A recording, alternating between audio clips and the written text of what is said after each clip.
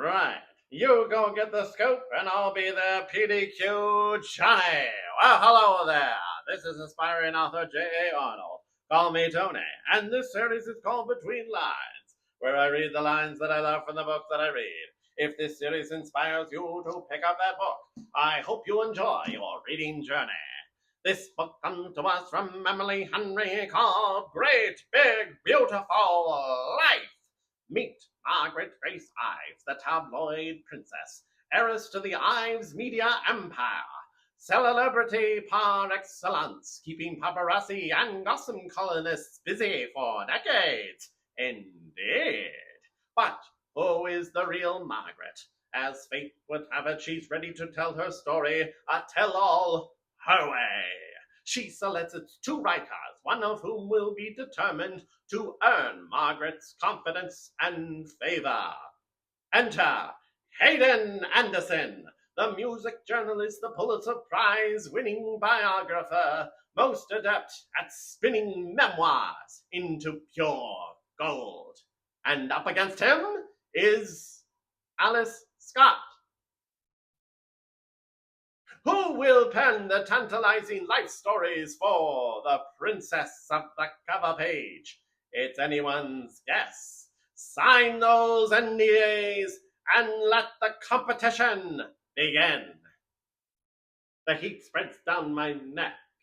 It wraps around my ribcage like it's reaching toward him, like it's knitting us together. She couldn't get anything off the top shelf, I say. And horrible at basketball, he says dryly.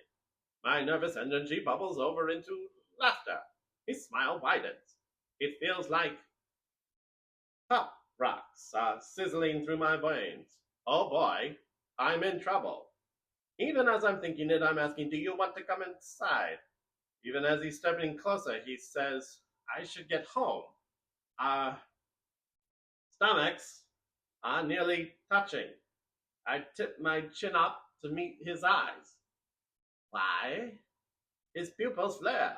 You know why. I swallow, but it does nothing to diffuse the heat in my throat and chest. Because you have a girlfriend? No, he says. No, that's not why, I say. Or no, you don't have a girlfriend. You talk a lot, he murmurs. If you've got something to say, I reply, I'd love for you to interrupt me. And he does, just not with words. Instead, he sets one hand lightly, teasingly against my lips. My whole body heats from the sudden contact, from the rough feeling of his fingers and the smell of his soap and the awareness that an hour ago this same hand was sweeping against his mouth. I'm something more than hypnotized now. I'm entranced by the feather-light sensation, by the way his gaze follows the motion with his fingers skim over my bottom lip, pulling an unsteady sigh from me. My lips part almost involuntarily, the tip of my tongue grazing one of his fingers, and his eyes flick back to mine, darker than before. For a moment I'm suspended, floating in that zero-gravity moment, waiting to see if I'll fall or if he'll catch me. My weight shifts forward. By the time my stomach meets his hands are already on my jaw, his lips impatiently coaxing mine apart. Wonder where this is going. Sounds like we have a conflict of interest, one to hold the attention of the reader as only Henry can sustain. That and discerning fact from fiction, with Margaret's family history, make for a juicy yarn. And this leads to the most satisfying aspect of the book, where fragments of truth, the puzzle pieces, are where Margaret fills it in.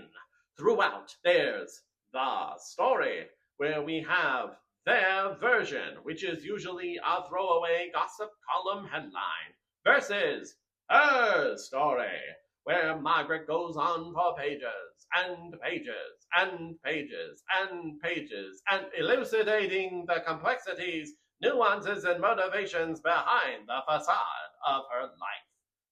What's it like to feel yourself alone in the world? Margaret Grace Ives certainly has her version to tell. Universal.